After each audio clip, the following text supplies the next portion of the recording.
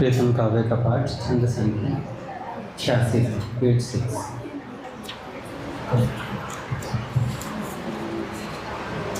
ललितां वामयीं ध्येयां रामदत्ता पदाभिधाम् आत्मस्वरूपिणीं साध्वीं वन्देऽहं धर्ममातरम्। कृष्णस्वरूपिणीं वन्दे हनुमद्गुप्तसन्ततिं नित्यां धर्मप्रसारं वै मञ्जूषामां सहोदरम्। जय जय प्रियतम जय जय प्रियतम जय जय प्रियतम जय जय प्रियतम जय जय प्रियतम जय जय प्रियतम जय जय प्रियतम जय जय प्रियतम। दो बार हो वह मुख शोभा फिर वह उमंग धारा प्रियतम। दो बार आहो वह मुख शोभा फिर वह उमंग धारा प्रियतम। प्राणों में ज्योति उमड़ चली देखी जिनने उनके प्रियतम। प्राणों में ज्योति उमड़ चली देखी जिनने उनके प्रियतम। एवं उसका प्रकाश बाहर कैसे था हुआ वहाँ प्रियतम। एवं उसका प्रकाश बाहर कैसे था हुआ वहाँ प्रियतम। निर्लज हुई उस और भला किंचित कह आई हूँ प्रियतम। निर्लज हुई उस और भला किंचित कह आई हूँ प्रियतम। अब तो इतना सा कहूँ आहार उन दिव्य अतिथियों ने प्रियतम। अब तो इतना सा कहूँ आहार उन दिव्य अतिथियों ने प्रियतम। रानी ने बहनों ने अगणित चर अचर लोचनों ने प्रियतम। रानी ने बहनों ने अगणित चर अचर लोचनों ने प्रियतम। कन्या को रस के प्लावन को देखा बस देखा था प्रियतम। कन्या को रस के प्लावन को देखा बस देखा था प्रियतम। था काल मकर रानी लौटी पीहर से ले पुत्री प्रियतम। था काल मकर रानी लौटी पीहर से ले पुत्री प्रियतम। अब गए 25 महीने शुभ दिन 7 अष्टमी से प्रियतम। महीने शुभ दिन 7 अष्टमी से प्रियतम। प्रातः से लेकर जब नूतन होता प्रभात फिर था प्रियतम। प्रातः से लेकर जब नूतन होता प्रभात फिर था प्रियतम। उन 8 पहरों में प्रतिपल नृप नगरों में जो थी प्रियतम। उन 8 पहरों में प्रतिपल नृप नगरों में जो थी भावों के नव तरंग उठती, संभव है क्या कहना प्रियतम। भावों की नव तरंग उठती, संभव है क्या कहना प्रियतम। जो हो इतने दिन की जब वह हो चुके लाडली थी प्रियतम। इतने दिन की जब वह हो चुकी लाडली थी प्रियतम। थे महीपाल के प्राणोपम, जो एक धर्म भाई प्रियतम। थे महीपाल के प्राणोपम, जो एक धर्म भाई प्रियतम। गोपेश हो जिनकी पदवी विख्यात भुवन में थी प्रियतम। गोपेश हो जिनकी पदवी विख्यात भुवन में थी प्रियतम। हो रहा शरद पूनों का था उत्सव उनके गृह में प्रियतम। हो रहा शरद पूनों का था उत्सव उनके गृह में प्रियतम। जिस दिन वह नृपति तनुजा थी अवनी तल पर आई प्रियतम। जिस दिन वह नृपति तनुजा थी अवनी तल पर आई प्रियतम। उसके ही 15 दिवस ठीक पहले उस रजनी में प्रियतम। उसके ही 15 दिवस ठीक पहले उस रजनी में प्रियतम। उन गोपवर को महामहिम ऐसा था पुत्र हुआ प्रियतम। गोपवर को महामहिम ऐसा था पुत्र हुआ प्रियतम। जो था हीर कुल उजियारा, सबके दृग का तारा प्रियतम। जो था हीर कुल उजियारा, सबके दृग का तारा प्रियतम। जय जय प्रियतम, जय जय प्रियतम, जय जय प्रियतम, जय जय प्रियतम, जय जय प्रियतम, जय जय प्रियतम, जय जय प्रियतम, जय जय प्रियतम, जय जय प्रियतम, जय जय प्रियतम, जय जय प्रियतम, जय जय प्रियतम, जय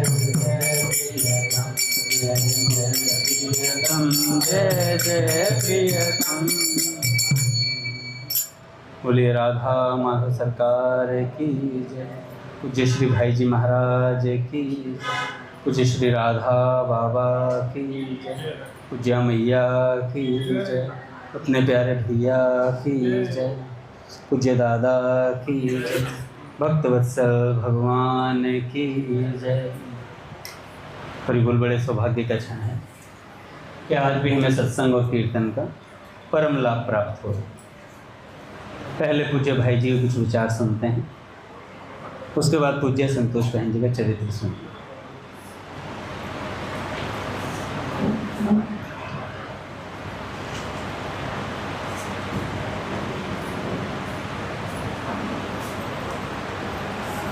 पूज्य श्री भाई जी कहते हैं,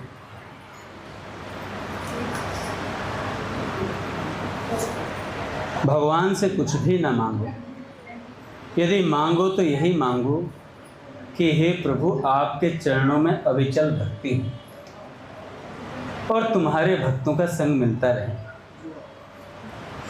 क्योंकि भगवान शंकर कहते हैं प्रार्थना में कि बार बार वर मांग हर्षि देव श्री रंग, पद सरोज अन पायनी भगति सदा सत्संग। यदि तुम गृहस्थ हो, बाल बच्चे वाले हो, तो तुम्हें घर छोड़ने की आवश्यकता नहीं। घर ही में रहकर भगवान का दृढ़ विश्वास के साथ भजन करो। भगवान को सब जगह सब रूपों में देखो और उन्हें सबका हितु जानकर उनसे प्रेम करो। यदि भगवान के प्यारे बनना चाहते हो तो निंदा और स्तुति में समान समझो। निंदा और स्तुति को समान समझो। निंदा से रुष्ट मत हो और स्तुति में फूलो मत। और भगवान के चरणों को अपनी एकमात्र संपत्ति जानो। ऐसा करने से समस्त गुण अपने आप तुम्हारे अंदर आ बसेंगे और तुम आनंद रूप बन जाओगे। भगवान की माया अतिशय प्रबल है।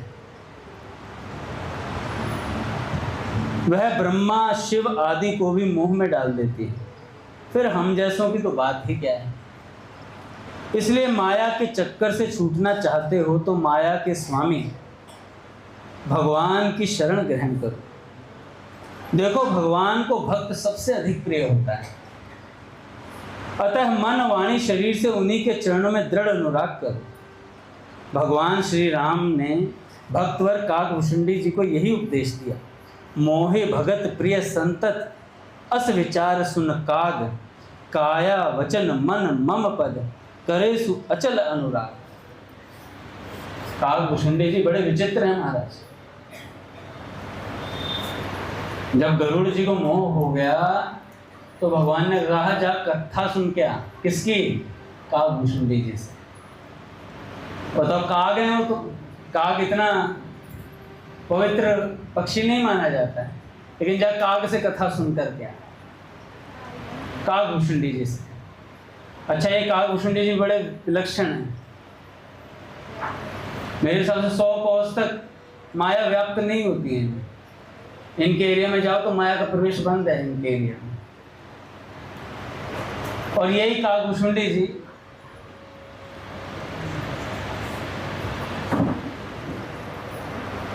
राम जी इनसे कहते हैं वरदान मांगने के लिए, मांग ले कुछ बेटा, कुछ मांग ले। देखा ना हमने, कृष्ण लीला आई थी तो उसमें एक कौवा बन के आता है और भगवान के हाथ से माखन रोटी ले जाता है। वो काकभूषुंडी जी। काग के हाथ काग के भाग कहा कहिए, हरे हाथ सो ले गयो माखन रोटी। तो इन्होंने वरदान मांगा था भगवान से कि जब जब आपका अवतार होगा, चाहे प्रच्छन्न अवतार हो, कैसा ही अवतार हो, मेरे को आपके दर्शन होने चाहिए। जब जब जहां जहां अवतार होगा तब तब मैं आपके पास आऊंगा आपसे मिलने के लिए। तो भगवान ने कहा, भगवान की सबसे बढ़िया आदत है, जब भी प्रकट होंगे तो भक्त से कहेंगे वर मांगो।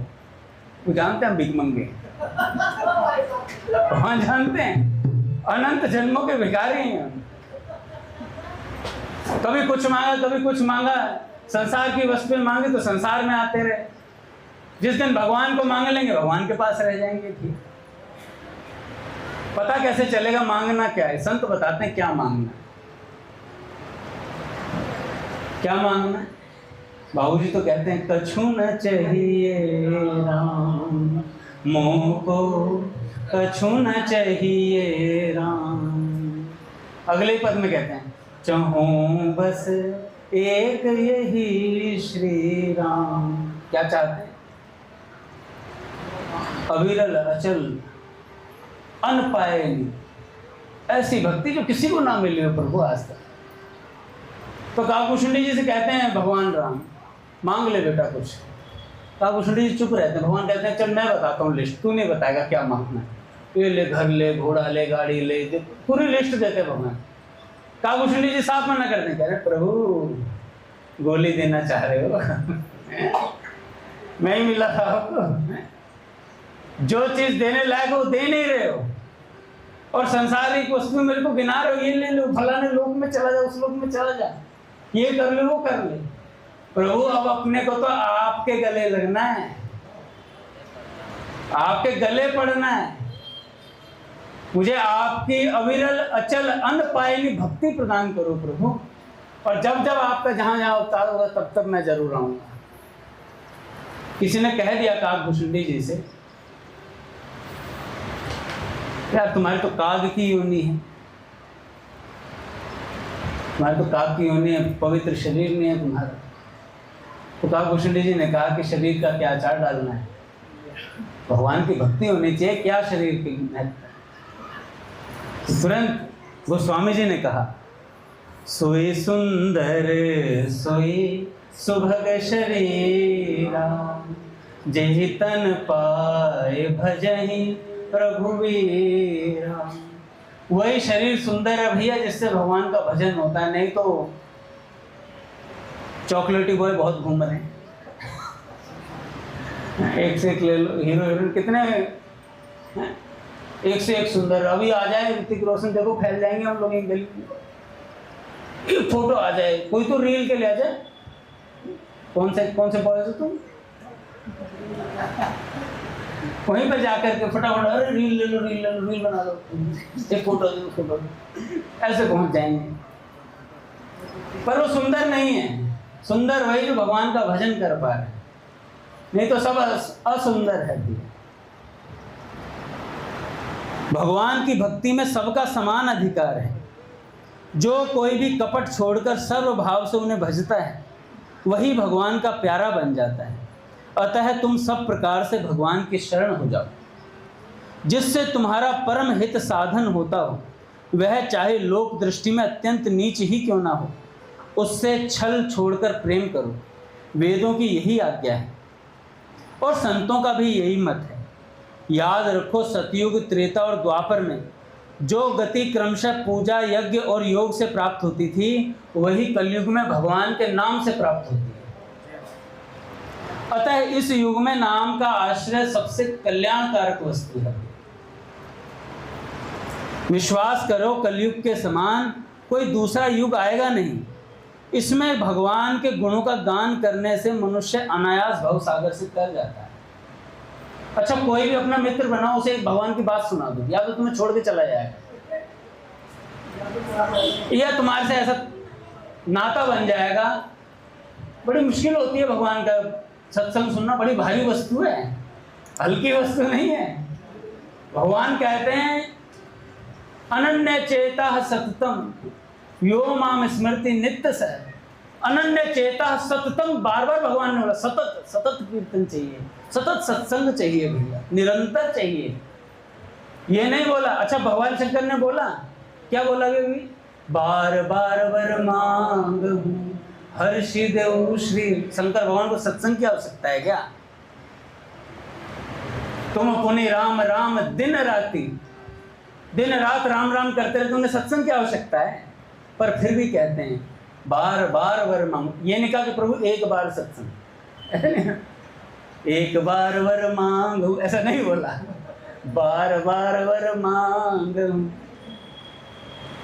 अच्छा, नाम जब से भगवान थोड़ा सा शिथिल होते हैं, भगवान शंकर, तो कथा में लग जाते हैं। या तो कोई कह दे या सुन ले, बस फिर कोई काम है। या तो कह दो भाई सुना दो मुझे, और या सुन लो मुझसे। ऐसा शंकर भगवान का नियम है भैया।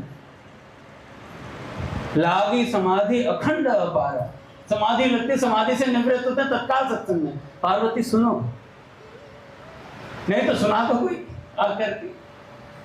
अच्छा, भगवान शंकर जैसा भक्तों का आदर करने वाला भी नहीं मिलेगा। एक बार भगवान शंकर एक जगह से जा रहे थे माता पार्वती के साथ, तो भगवान शंकर ने एक जगह को प्रणाम किया, वो खाली थी, कुछ नहीं था वहाँ पे, ऐसी बंजर भूमि थी। तो माता पार्वती ने पूछा कि प्रभु आपने यहाँ प्रणाम क्यों किया? तो भगवान शंकर ने कहा, यहाँ 10,000 साल बाद एक भक्त होने वाला है, तो भगवान को प्राप्त करेगा, इसलिए इस जगह को प्रणाम कर। थोड़ी दूर आगे चले, फिर एक जगह को प्रणाम किया। कहा प्रभु यहाँ क्यों प्रणाम किया? कह रहे हैं 10,000 वर्ष पहले एक भक्त हुआ था, इसलिए प्रणाम किया, इसलिए प्रणाम किया। तो भगवान शंकर तो सब जानते हैं, आगे की भी पीछे की, ऐसे ही भोला थोड़ी बोलते हैं, सब जानते हैं भीतर तक की। और भगवान हमारे भीतर की चोरी भी जानते हैं। हमसे तो, भगवान से हम कुछ छुपा नहीं सकते। जैसे बिग बॉस का कैमरा होता है, ऐसे ही भगवान का जो कैमरा है चारों तरफ लगा हुआ है। हमारे मन में जब जब दोष आएगा भगवान पकड़ लेंगे। हमें चेताएंगे भी सत्संग के माध्यम से, भाई ये दोष आया है, भजन में लग। अगर सत्संग में रहे तो सत्संग से उसका निवारण हो जाएगा। अगर सत्संग में निरंतर रहे तो उस दोष का निवारण हो जाएगा, अगर नहीं रहे तो वो दोष हावी हो जाएगा। इसलिए कहा जाता है निरंतर सत्संग करना चाहिए। भगवान मेरे स्वामी हैं, मैं उनका दास हूं। इस प्रकार के स्वामी सेवक भाव बिना संसार सागर के पार जाना अत्यंत कठिन है। अतः भगवान को स्वामी मानकर उनके चरणों का भजन करो। काकभूषुंडी जी ने गरुड़ जी के प्रति यह सिद्धांत वाक्य कहा है। क्या कहा? सेवक सेव्य भाव बिन भवन तरिय उर्गारी, भजहु राम पद पंकज अस सिद्धांत विचारी।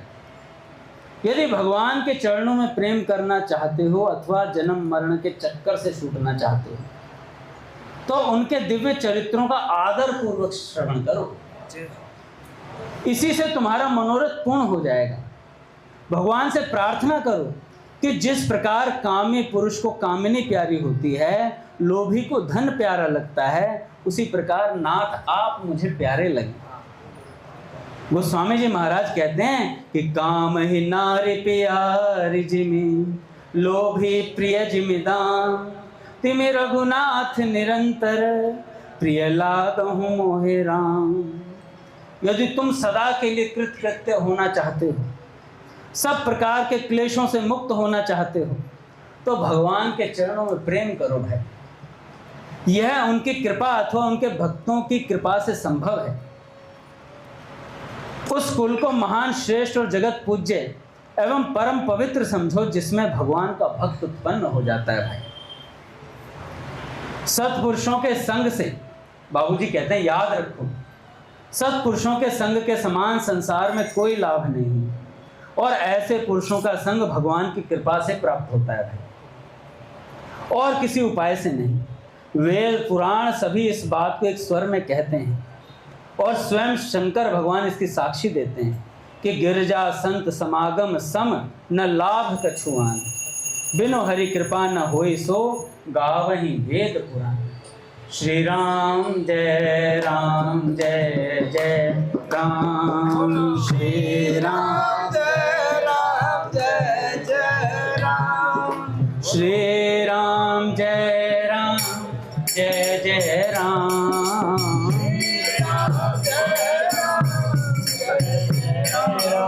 श्री राम जय जय राम, श्री राम जय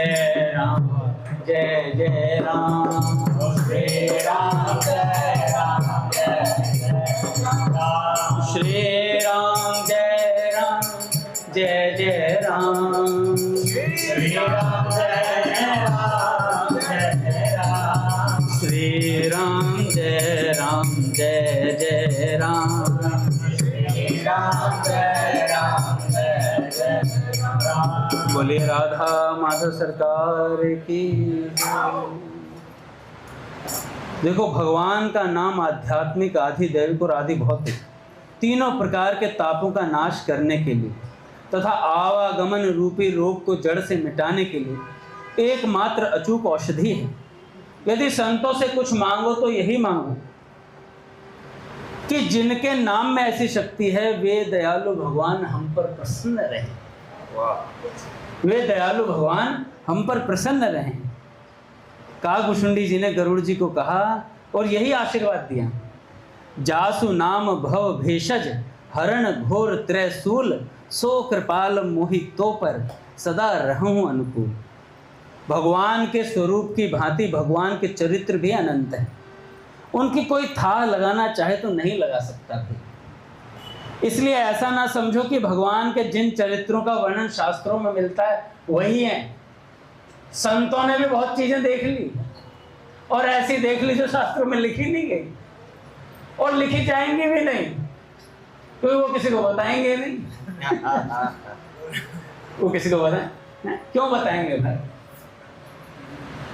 प्रहलाद जी कौन सा है वो? भीतर ही बातें होती हैं, बाहर आती आवाज नहीं, मोहन और मोहन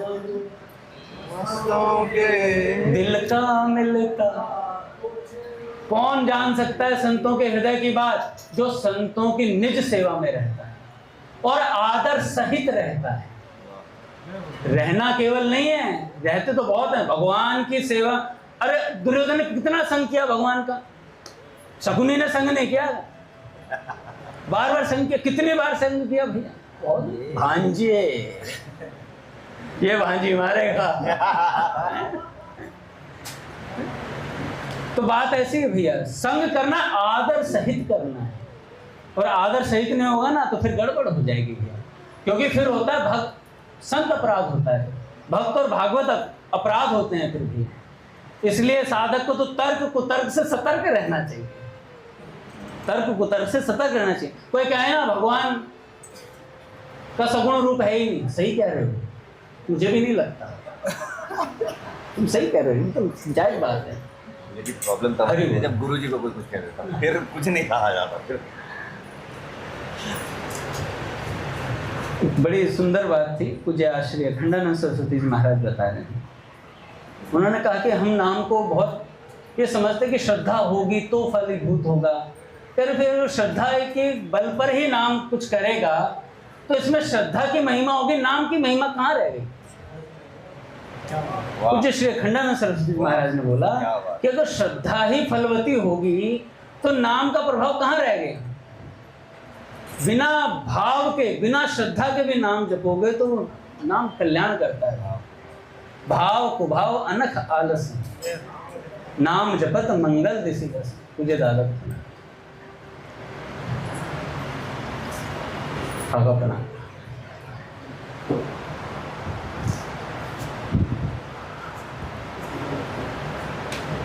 तो कहाँ थे कि भैया जो शास्त्रों में लिखे हुए भगवान के चरित्र केवल वे ही नहीं है, संतों ने ऐसी ऐसी लीलाएं देख ली वो सुनने में नहीं आती।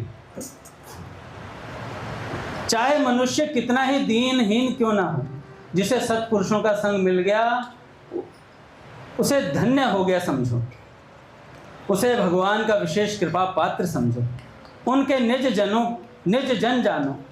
भगवान जिसे निज जन मानते हैं अथवा निज जन के रूप में स्वीकार करना चाहते हैं, उसको सत्पुरुषों का, अपने भक्तों का संग देते हैं।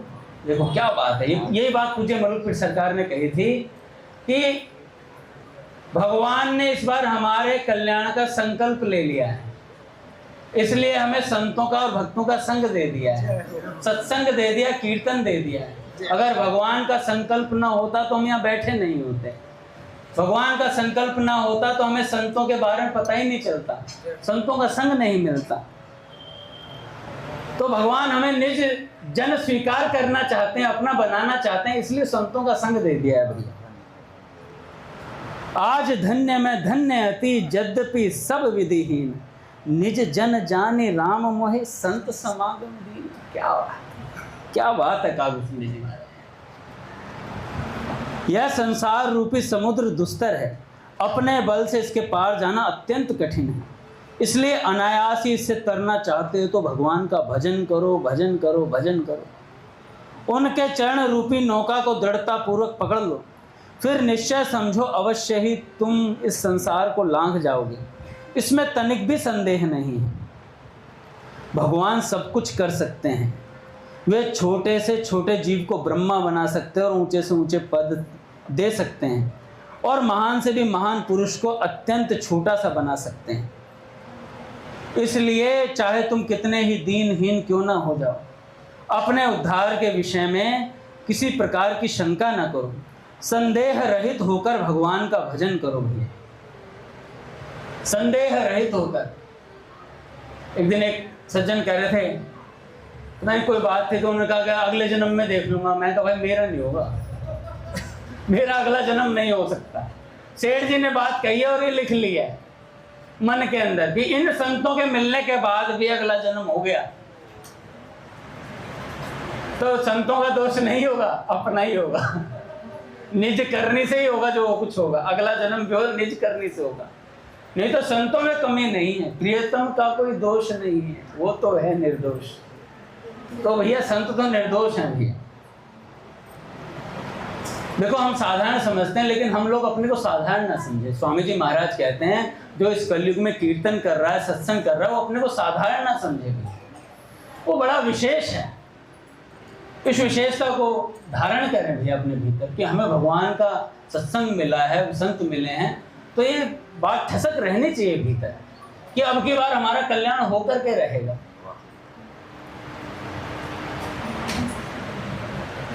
एक बार पूज्य भाई जी के पास कुछ जवान लड़के पहुंचे। अच्छा, उनके जो मुखिया थे वो बड़े संकुचित हो रहे थे, मतलब संकोच कर रहे थे कि भाई जी से कैसे, क्योंकि भाई जी से तो बड़े बड़े लोग मिलते थे भैया प्रधानमंत्री तक वहाँ तक पहुँचे थे भैया, बड़े बड़े मंत्री और भैया IPS और कई कई बड़े लोग, पदवी वाले लोग मिलते थे। तो नए बच्चों को लेकर के गए और वो आगे आगे गए और वही सीढ़ियाँ चढ़े पावन कक्ष की जो हम चढ़ते हैं, याद कर लो। चढ़ गए अंदर, जैसे चढ़े फिर राइट और फिर सामने बाबूजी का वो लगा हुआ कक्ष सा बना हुआ है ना, बंका जी की कार्यस्थली रही है जिसमें कल्याण के ओर रखे हुए हैं ना, उसमें बंका जी कार्य करते थे। उस छोटे से उसमें बाबूजी का चित्र लगा हुआ है और वहीं पर बैठे बैठे बाबूजी आवाज़ देते थे तो भीतर जाते थे पावन कक्ष में। बताओ, छोटे सा कार्यालय था वो बंका जी का, उसी के भीतर बैठे रहते थे, कार्य करते रहते थे। तो कहाँ बता था, तो भीतर गए भैया वो कीर्तन करते हुए। भाई जी का स्वास्थ्य अनुकूल नहीं था और जब अंदर गए तो देखा तो अनुकूल ने पूज्य श्री भगत जी और श्री राम स्नेही दादाजी वहीं पर सेवा में थे, तो कीर्तन कर रहे थे वो बालक। तो पूज्य भाई जी ने कहा मुझे बाहर ले चलो, तो दोनों ने वो बाबूजी को पकड़ा और बाबूजी को थोड़ा बाहर लेकर के आए। बाबूजी ने कहा कीर्तन कर रहा था, तो जैसे कीर्तन करते देखा, राधा नाम का कीर्तन चल रहा था और कीर्तन करते हुए देखा बालकों को, तो बाबूजी ने अपने हाथ दोनों उठाकर कीर्तन करना शुरू कर दिया। तो राम स्नेही दादा ने बोला बाबूजी आपका थोड़ा स्वास्थ्य अनुकूल नहीं है, आप हाथ नीचे कर लीजिए। तो बाबूजी ने कहा तुम क्या समझते हो ये कोई साधारण बालक हैं? कोई गीता वाटिका में आकर ऐसे ही राधा नाम गा देगा क्या? ये उस लोक से आए हुए हैं सारे के सारे। ऐसे हमारे बाबूजी, ऐसे संतों का संग हमें मिला है तो हमें धन्य धन्य मानना चाहिए अपने आप को। ऐसी ही हमारी पूज्य संतोष बहन जी हुई, आज उनका महाप्रयाण का सुना देता हूँ।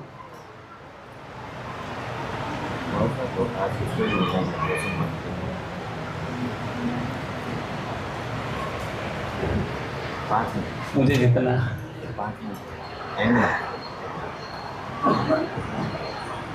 महाप्रयाण पूज्य संतोष बहन जी का, अंत समय की स्थिति। जिन्होंने चरित्र लिखा, शायद उनका नाम निशा बहन था, मेरे को याद नहीं अभी, लेकिन इतना ध्यान है इनका, है ऐसे कुछ ना। तो कहते हैं एक बार मैंने पूज्य धर्म बहन जी से पूछा था, जब अत्यधिक शारीरिक कष्ट हो तो नाम स्मरण संभव होता है क्या? देखो संतों के चरित्र की बात तो बहुत कीमती होती हैं बातें। अंत समय में वे जो उपदेश देते हैं ना, वो हृदय को चीरते हैं भैया, और यही युक्तियां साधक के जीवन में साधक को ऊपर की तरफ चढ़ाती हैं। तो धर्म जी से पूछा था, किन्होंने? जिन्होंने चरित्र लिखा है, उन्होंने पूछा था कि जब अत्यधिक शारीरिक कष्ट हो तो क्या नाम जब संभव हो पाता है क्या? तब भी वृत्ति ठाकुर जी में लगी रहनी संभव है क्या? उन्होंने स्पष्ट शब्दों में बहुत ही मर्म की बात कही थी। उन्होंने कहा अत्यधिक कष्ट में साधारणतया नाम कुछ पल को तो छूट ही जाता है। देह की असहनीय पीड़ा वृत्ति को ठाकुर से हटा लेने में सक्षम हो ही जाती है। करोड़ों में कोई एक विरला होता है जो देहातीत है, केवल और केवल ठाकुर में ही जिसकी अटकन हो जाती है ना, उसके हो पाता है कुछ। इसलिए सतत नाम जप के अभ्यास और केवल ठाकुर पर निर्भरता की बात कही जाती है। पूज्य संतोष बहन जी उसी एक में से थे जिनके अंत समय में भी नाम चलता रहा। 24 जून 2004 की भोर कुछ अनहोनी का संदेशा देती हुई उदय हुई। पूज्य संतोष बहन जी शारीरिक असमर्थता की वजह से स्नान घर में गिर पड़ी। बाद में एहसास हुआ कि पक्षाघात हो जाने की वजह से वे अपने को संभाल न पाई थी। क्या ही आश्चर्य कि पूरा दिन इन्होंने किसी को बताया तक नहीं। प्रतिदिन की तरह जब सुलोचना बाई 3-3:30 बजे उन्हें प्रणाम करने गई तो उन्हें पता चला वह बहुत ही दुखी हुई कि इतनी देर हो गई, उपचार शुरू नहीं हो पाया। पर पूज्या बहन जी तो अपनी नित्य की स्वाभाविक स्थिति में ही थी, मानो कुछ हुआ ही नहीं।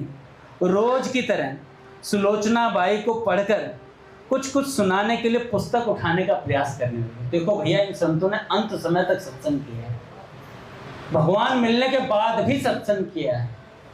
ऐसी स्थिति में अपने मास्टर बाबा पूज्य पंडित दया प्रसाद जी महाराज जी के शिष्य अंतिम दिन भी 8 से 9 का सत्संग कराकर बिस्तर पर लेटे लेटे कराया सत्संग।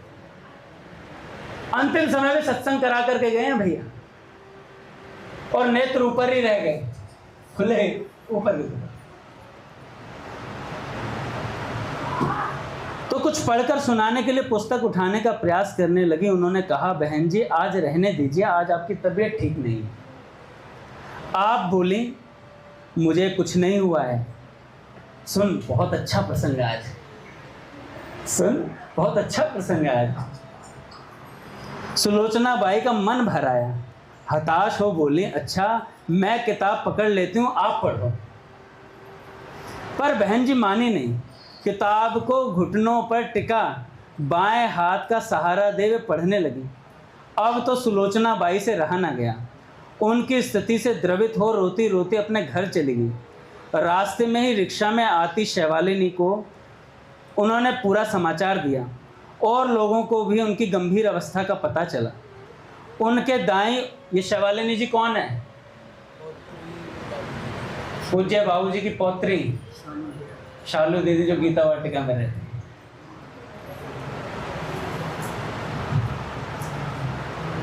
डॉक्टर को दिखा, उचित उपचार शुरू कर दिया। डॉक्टर साहब कौन थे आपको बताइए?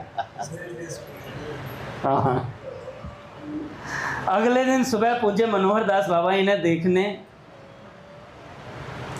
पहुंच गए। पूज्या देवी जी व मनोरमा जी भी साथ थी। बाबा तो संतोष बहन जी के तख्त पर ही एक और बैठ गए। देवी जी तख्त के पास ही बहन जी के एकदम समीप, उनके घुटनों पर टेक लगाए झुकी हुई खड़ी थी।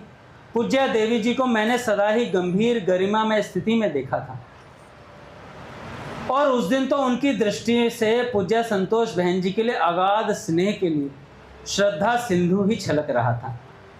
दोनों मौन एक दूसरे को देख रही थी।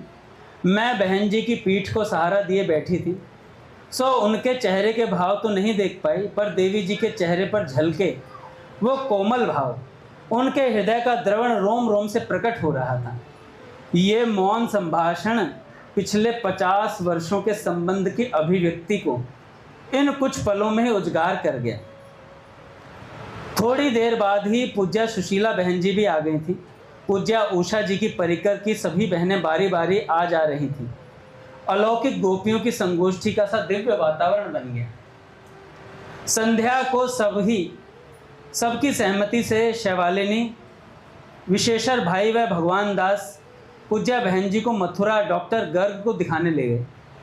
सभी जांच की गई, स्कैनिंग भी की गई। पूज्या संतोष बहन जी के दिमाग की परतों में पानी भर गया था और उपचार के लिए उन्हें अस्पताल में भर्ती कराना आवश्यक था, पर बहन जी इसके लिए बिल्कुल भी तैयार नहीं थी। अंततः उन्हें घर वापस ले आए और अगले दिन पूज्य बाबा की देख रेख में डॉक्टर चंद्रेश ने घर पर ही सब यथासंभव उपचार शुरू कर दिया। सूरज घाट परिक्रमा मार्ग पर रह रही सन्यासिनी डॉक्टर उर्मिला जी भी पूज्या बहन जी की श्रद्धालु होने के लिए वहाँ पहुँची। मतलब श्रद्धालु थी इसलिए वहाँ पहुँची। 26 जून की प्रातः वहाँ पहुँचने पर पता चला कि करुणा और प्रकाश जी रात भर पूज्या बहन जी की सेवा में थी। प्रकाश जी ने सुबह भोर के समय बहन जी की ठाकुर सेवा का मार्मिक विवरण सुनाया। सुनकर सभी का मन भर गया।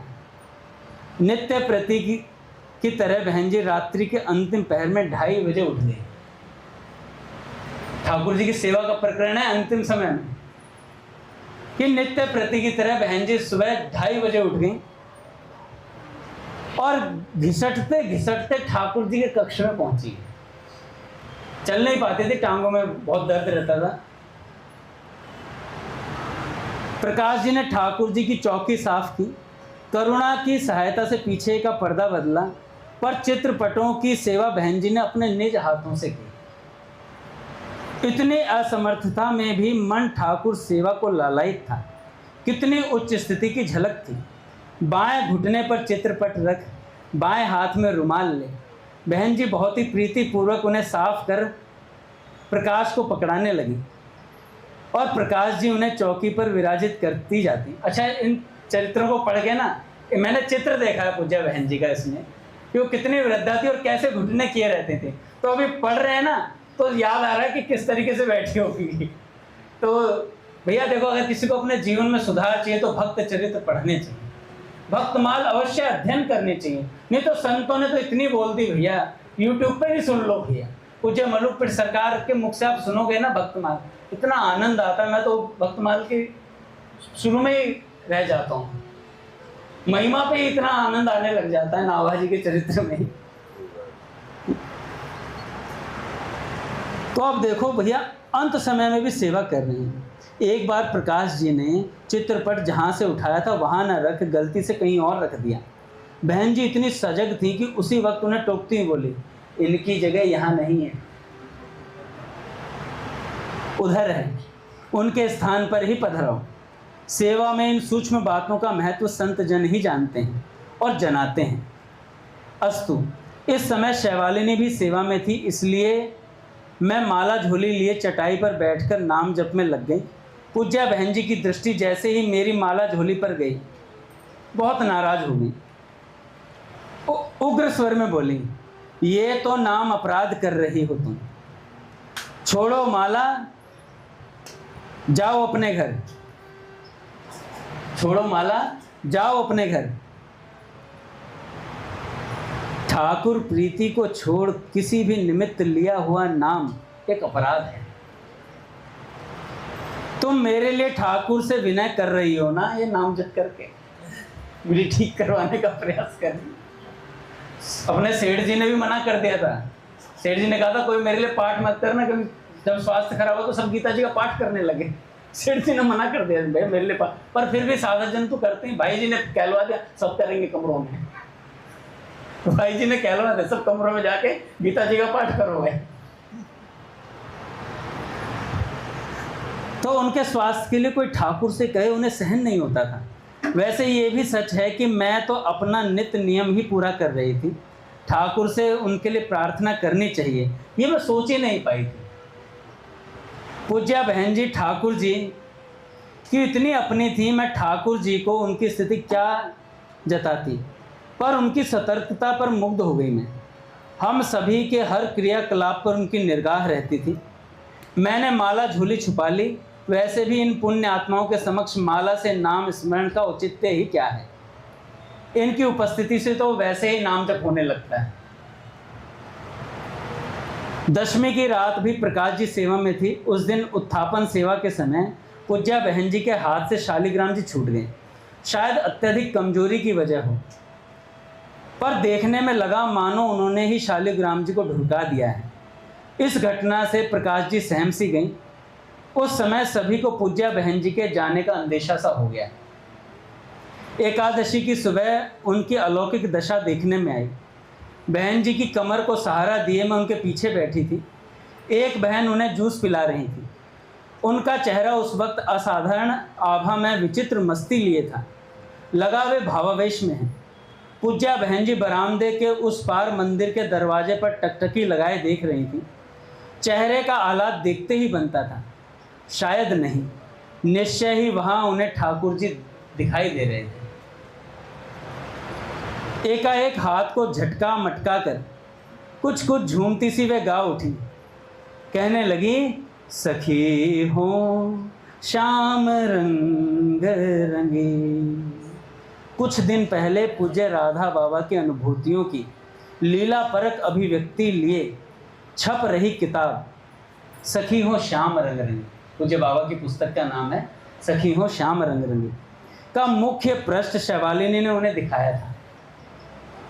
संभवतः इस वक्त उनका मन वहीं अटका था और फिर गा उठी कि सखी हो श्याम रंग रंगी। उस वक्त उनकी मस्ती रोम रोम छलकता आह्लाद। मैं चौंकी। अपनी जिस स्थिति को सप्रयास दीनता के आवरण में सदा ही उन्होंने छिपाए रखा, आज अभिव्यक्त हो रहा था। अब अपने को छुपाने का प्रयास विफल हो रहा था। वे आगे गाती गाती कह उठी, देख बिकाई गई वह मूर्ति, सुरत माही पगी, सखी हो श्याम रंग रंगी। मैंने थोड़ा झुककर अपना मुख उनके सन्मुख करते हुए कहा, बहन जी मुझे भी वो सूरत दिखा दो, बहन जी मुझे भी वो सूरत दिखा दो। अंतर में पूज्य राधा बाबा के वचन गूंज रहे थे कि अंतिम समय उन्हें लेने श्री कृष्ण अवश्य पधारेंगे। पूज्य बाबा ने कहा था ना पूज्य संतोष बहन जी के, हरि बोल महाराज। पूज्य भैया श्री राम जय राम जय जय राम।